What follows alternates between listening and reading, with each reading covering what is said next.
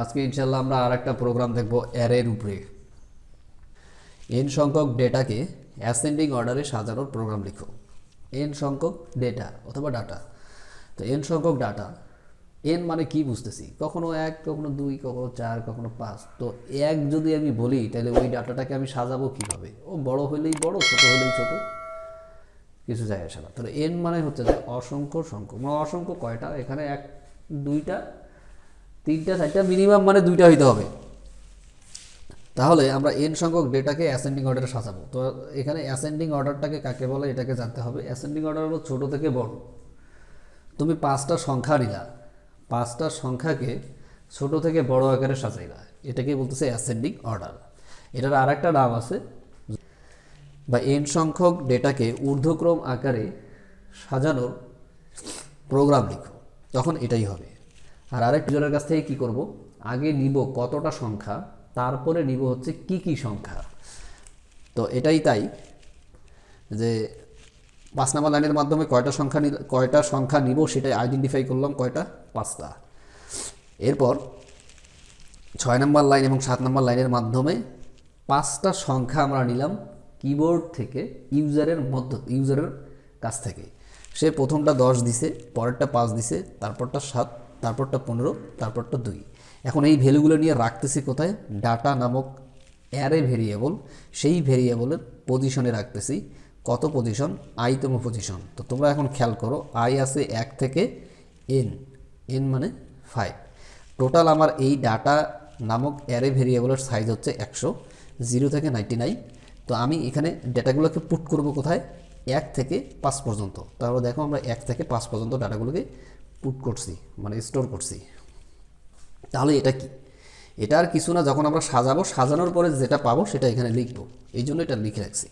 দেখো লাইন 8 নম্বর লাইনে যদি কন্ডিশন ট্রু হয়, 9 নম্বর লাইন এক্সিকিউট হবে। এখানে কিন্তু একটা লাইনে এক্সিকিউট হবে 8 নম্বর লাইনের অধীনে, এই জন্য আমরা কোনো সেকেন্ড ব্র্যাকেট দিইনি। এবার তুমি 9 নম্বর লাইনে আসো। 9 নম্বর লাইনে যদি কন্ডিশনটা ট্রু হয়, তাহলে 10 থেকে 17 নম্বর লাইন এক্সিকিউট হবে। এই 17 নম্বর লাইনের ভিতরে দেখো আবার 10 থেকে, যেখানে একটা ইফ কন্ডিশন আছে। ইফ কন্ডিশনটা যদি ট্রু হয়, দেন 12 নম্বর লাইন থেকে 16 নম্বর লাইন এক্সিকিউট হবে, না হলে এক্সিকিউট হবে না। এই তো যারা আমরা জানি না তারা একদম দেখে আসবো। তো আগে আমরা এইটুকু অংশে আসি। তো এইটুকু আমি দেখাচ্ছি, 1, 2, 3, 4, 5, 6। 6 নম্বরে এসে আইয়ের মান কী হয়ে যাবে? ফলস হবে। ঠিক তেমনি প্রত্যেকবারের ক্ষেত্রে যে এর মান কত হবে, আমরা ধরে নিলাম 1 থেকে, কিন্তু আসলে 1 থেকে হয় না। কেন হয় না সেটা আমি আসতেছি একটু পরে। এখানে দেখো যে এর মান আই যেটা হবে তার থেকে 1 বেশি হবে, সেখান থেকে হবে স্টার্ট এবং চলবে হচ্ছে এন। তো এখানে আমরা একটা জিনিস কাউন্ট করতে পারি, বইয়ে এখানে যদি তোমার n-1 দাও, n-1 দাও, তাহলেও কোনো সমস্যা হবে না। এন দিলেও কোনো সমস্যা হবে না, আউটপুট ঠিকই থাকবে, কিন্তু একটা আইটারেশনটা বেশি হবে, যেটা আমাদের অহেতুক। কম্পাইলেশন টাইম বেশি লাগবে। তো ঠিক আছে, আমরা এখন মিলাই। I1, আমরা এখন কোথায় আছি? I1-এ আছি। কন্ডিশন কিন্তু ট্রু, এগুলো কিন্তু সব ট্রু, এগুলো সব ট্রু। আর 6 নম্বরে গিয়ে ফলস। তো কন্ডিশন ট্রু, ঠিক ওই সময় যে 1, 2, 3, 4, 5 থাক, যা খুশি তাই থাক। এখন দেখো জে এর ভ্যালু কত? I+1। তাহলে এখানে আই মিলাও, 1 + 1 মানে 2। তাহলে আমাদের এই অংশটার কাজ করার কোনো দরকারই নেই। আবার স্টার্টটাই হবে কত থেকে? 2 থেকে। কেন 2 থেকে হবে একটু আগে বলে আসলাম। তুমি দেখো তো এখানে 10-এর সাথে কাকে মিলাবা? 5কে নাকি 10কেই মিলাবা? যে 10 কি 10-এর থেকে ছোট, এটা কি মিলাবা? নাকি পরেরটার সাথে মিলাবা? অবশ্যই তুমি পরেরটার সাথে মিলাবা। সেই জন্য এখানে আমরা আই প্লাস দিছি। তো আই এর ভ্যালু যদি 1 হয়, তাহলে পরেরটা কত? 2। আর 2 মানে কি? I+1। এই জন্যই আমরা স্টার্টটা করছি হচ্ছে I+1। তাহলে আমার এইটা আর দরকার নাই। তো এখন দেখো এই কন্ডিশনটা মিলাও। ডাটা আই মানে 1, আমি কিন্তু এই কথাগুলো বারবার বলবো না। ডাটা 1, আচ্ছা এখানে লেস দেন দিয়ে দিছি না। ডাটা 1, এটা কি হয়ে যাবে? Greater than. তো ডাটা 1-এ কত আছে? 10। এরপরে ডাটা জে মানে হচ্ছে ডাটা 2। তাহলে ডাটা নামক ভেরিয়েবলের 2তম পজিশনে 5। এটা এখন দেখো কন্ডিশনটা কি, ট্রু না ফলস? কন্ডিশনটা ট্রু, কারণ আমরা ধরে নিছি 10 হচ্ছে ছোট, কিন্তু 10 তো ছোট না, 10 তো বড় হয়ে বসে আছে, তখন ওকে টানে নামাবো, এই তুমি নামো, নামার পরে যেটা ছোট সেটাকে ওইখানে বসাবো আর বড়টাকে এখানে বসাবো। তো এগুলোকে আমরা কি বলতেছি, সোয়াপিং বলতেছি। সোয়াপিং করে আসছি না, তো সোয়াপিংয়ের জন্য এই কন্ডিশনটা করছি। তো দেখো এখানে টেম্পের ভিতরে ডাটা 1, ডাটা 1-এ কত 10, 10 রাখছি। এরপরে দেখো ডাটা 1-এর ভিতরে ডাটা 2, 2 কেন, এই যে জে 2, তাহলে ডাটা 2-এর ভিতরে ভ্যালু কত আমার 5, কোথায় গিয়ে বসবে, ডাটা 1-এ গিয়ে বসবে। এরপরে ডাটা 2 কত হবে, ডাটা 2টা টেম্পের সমান হবে, অর্থাৎ এই ভ্যালুটা এখানে হবে। তাহলে এখন আমরা কি করলাম, প্রথমে আচ্ছা এইখানেই লিখি, এই 1টা এখানেই দেই, নাহলে আবার এলোমেলো হবে। এখানে হবে 5, চেঞ্জ করে দিলাম, আর এখানে হবে 10। এই যে আমরা সোয়াপিং করলাম। এরপরে জে এর ভ্যালুটা কত হবে 3।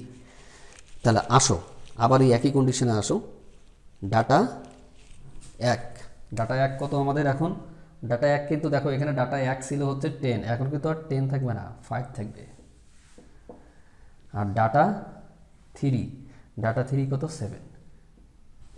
তো 5 কি 7-এর থেকে বড়, 5 তো 7-এর থেকে বড় না, তাহলে কি ওকে আমাকে ইন্টারচেঞ্জ করার দরকার আছে, কেন করব আমি, 5 তো ছোটই, ওর থেকে তো এ ছোট হচ্ছে না, এই জন্য এটাকে ইন্টারচেঞ্জ করব না।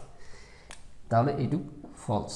এরপরে যাব 4-এ, 4-এ গিয়ে আবার এই কন্ডিশন লিখো, ডাটা 1, ডাটা 1-এর ভিতরে আছে এখন বর্তমানে 5, আর ডাটা 4, কেন 4, এই যে ইকুয়াল, এই যেখানে লিখে দিয়েছি যে ডাটা 4-এ আছে হচ্ছে আমার 15, তো 15ও 5-এর থেকে ছোট না, এই জন্য কন্ডিশনটা ফলস।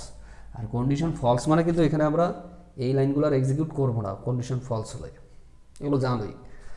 এরপরে যাবে হচ্ছে এখানে গিয়ে দেখতেছি ডাটা 1 মানে হচ্ছে 5, আর ডাটা 5 মানে হচ্ছে 2, এইখানে হবে, কেন হবে, 5 হচ্ছে ও বলতেছে আমি সবচেয়ে ছোট, কিন্তু আমরা দেখতেছি ভিতরে আরও ছোট কিছু আছে, তাহলে ওকে আমরা এখন টেনে নামাবো যে তুমি এখানে আসো, তুমি ওখানে বসে কী করতেছো, তুমি ওখানে আসো আর তুমি এসে আমার এখানে বসো। এই কাজটাই করার জন্য আমরা কি করতেছি, এই টেম্প করতেছি। আচ্ছা এখানে টেম্প, তো টেম্পের ভিতরে প্রথমে কে থাকবে, ডাটা 1, ডাটা 1-এর ভিতরে কি আছে 5, এরপরে ডাটা 1-এর ভিতরে ডাটা জে, ডাটা 1-এর ভিতরে এখন ডাটা জে হচ্ছে 5, 5-এর ভিতরে ভ্যালু হচ্ছে 2, তাহলে 2 আসবে এখানে। আর ডাটা জে মানে হচ্ছে ডাটা 5, ডাটা 5-এর ভিতরে ভ্যালু হিসাবে আসবে হচ্ছে 5, তাহলে এখানে অল্টারনেট করো, ডাটা 1, ডাটা 1-এর ভিতরে ঢুকবে হচ্ছে 2, তাহলে ডাটা 1-এর ভিতরে ঢুকবে হচ্ছে 2 বসাও। এরপরে ডাটা 5, ডাটা 5-এর ভিতরে বসবে হচ্ছে ভ্যালু 5। এরপরে জে এর মানটা হয়ে যাবে 6 এসে দেখবে হচ্ছে ফলস।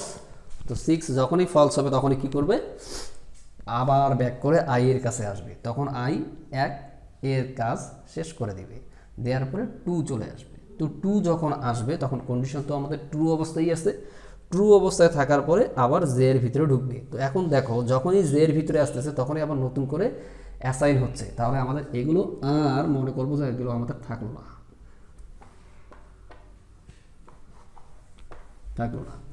না থেকে ঠিক আছে। আবার আসি, এবার আসার পরে দেখো স্টার্টটা কত থেকে করব। এখন যেহেতুকে ধরছি, যেহেতু এখন কল্পনা করতেছি হচ্ছে 10, 2 নাম্বার পজিশন, তাহলে কি আমি এই পরেরগুলোর সাথে তুলনা করবো না, আমি কি এখন এই 2-এর সাথে তুলনা করব, এখন তো আমার 2-এর সাথে তুলনা করার দরকার নাই, এখন তুলনা করব 10কে পরেরগুলোর সাথে। তো 10 আছে কোথায়, 2-এ, এই 2, ডাটা 2, তাহলে তুলনা করব কোনটা থেকে, 3 থেকে তুলনা করব। তো ওইটাই বলছি যে i + 1, তো 2 + 1 = 3, তাহলে জে এর মানটা কত থেকে শুরু হবে, এইখান থেকে, তাহলে এই দুইটা অটো বাদ পড়ে যাচ্ছে। এখন বসাও ডাটা আই, ডাটা আইয়ের ভিতরে কত আছে 10, তারপরে ডাটা জে এর ভিতরে কত আছে 7। তো দেখো 10 বলছে ছোটো, কিন্তু ও তো ছোটো না, ও তো বড় হয়ে বসে আছে, তাহলে ওকে রিপ্লেস করো, এখানে হয়ে যাবে 7, এখানে হয়ে যাবে 10, এই তো। এবার 4 এর ক্ষেত্রে যাও, 4 এর ক্ষেত্রে কি এই কন্ডিশন দেখো, ডাটা 2 এর ক্ষেত্রে আছে হচ্ছে 7, আর ডাটা 4-এর ক্ষেত্রে আছে হচ্ছে 15, এই কন্ডিশনটা ফলস, এই জন্য এটা চেঞ্জ হবে না। এর পরেরটায় যাও, পরেরটায় গিয়ে দেখো এখানে 7 আর ডাটা 5 আছে হচ্ছে 5, তাহলে এই কন্ডিশনটা ট্রু। কন্ডিশন ট্রু হলে কী হবে, তুমি ওখান থেকে সরো, তুমি ওখানে বসে আছো কেন, সরো, কারণ তুমি তো আমার থেকে বড়। তাহলে 5 চলে যাবে কোথায়, এই 5তম পজিশনের ডাটাটা চলে যাবে 2-এ, আর 2তম পজিশনের ডাটাটা চলে আসবে 5-এ। 7, তাই তো। এবার হবে জে এর মান 6 হয়ে দেখবে যে এটা ফলস, তখন আবার ব্যাক করে আইয়ে চলে আসবে। আই তাহলে ততক্ষণে 2-এর ভ্যালুটা শেষ করে দিল, দেওয়ার পরে এখন 3-এ চলে আসলো।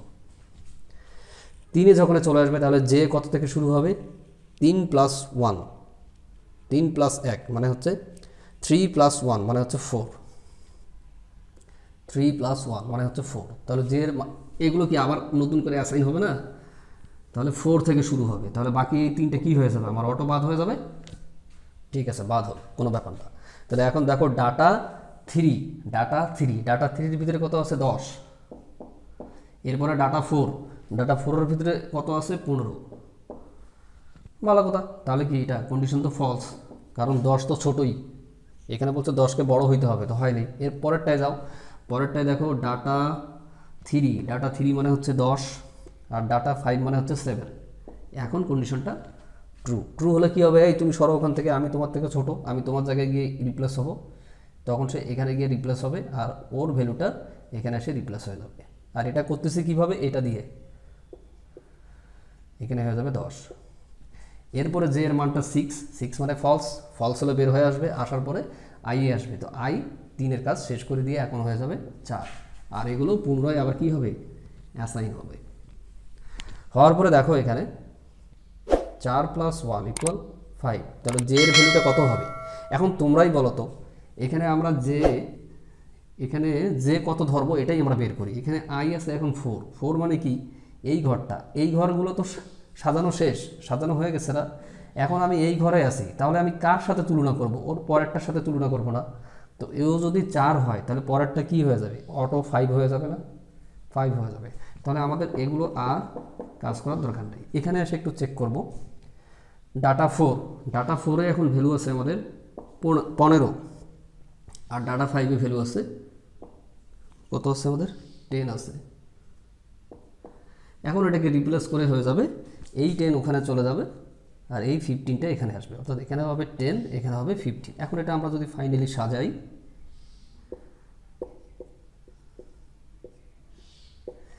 এখন দেখো আমরা ফাইনালি সাজাচ্ছি।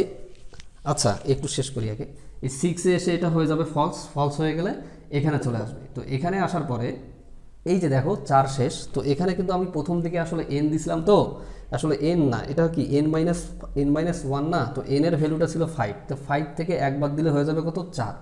তাহলে আমাদের এই 4 পর্যন্ত হবে ট্রু, আর এই 5-এ এসে হয়ে যাবে ফলস। সেজন্য কি আমাদের কি আর কি কোনো আমাদের রিঅ্যারেঞ্জ করার দরকার আছে, এখানে তো অটো বসেও গেছে, তাহলে আমরা রিঅ্যারেঞ্জ করবো কেন।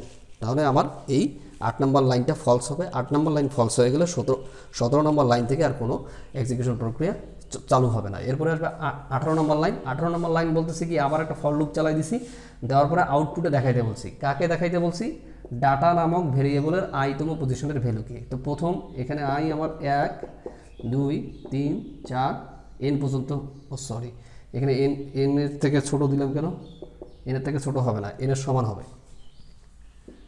5, কারণ এখানে 5টা ডাটা দেখাইতে বলছে, তো নাহলে তো 4টা ডাটা দেখাবে। তাহলে প্রথমটা দেখাও, i মানে হচ্ছে 1, এর ক্ষেত্রে দেখাবে হচ্ছে 2, এর পরেরটা দেখাবে হচ্ছে 5, এর পরেরটা দেখাবে হচ্ছে 7, এর পরেরটা 10, তারপরটা 15। তো এইটা আমাদের এখানে দেখাবে 2, এই যে ট্যাব আছে যেহেতু 5 7 10 15। তো এইভাবে আসলে আমাদের অ্যাসেন্ডিং অর্ডারটা কাজ করে। তো যদি কেউ তোমরা মনে করো যে আমি ডিসেন্ডিং অর্ডার করব, এই যে আমি শুরুতে এইখানে এই চিহ্নটা দিয়ে আসছিলাম, এটা আসলে ডিসেন্ডিংয়ের জন্য, মানে নিম্নক্রম আকারে সাজানোর জন্য, আস্তে আস্তে ছোট হবে। তো যদি আমি ডিসেন্ডিং বলি, ডিসেন্ডিং অর্ডার, তখন এখানে এই চিহ্নটা দিবা, আর অ্যাসেন্ডিং থাকলে তো বললামই। তো ধন্যবাদ সকলকেই, আল্লাহ হাফেজ।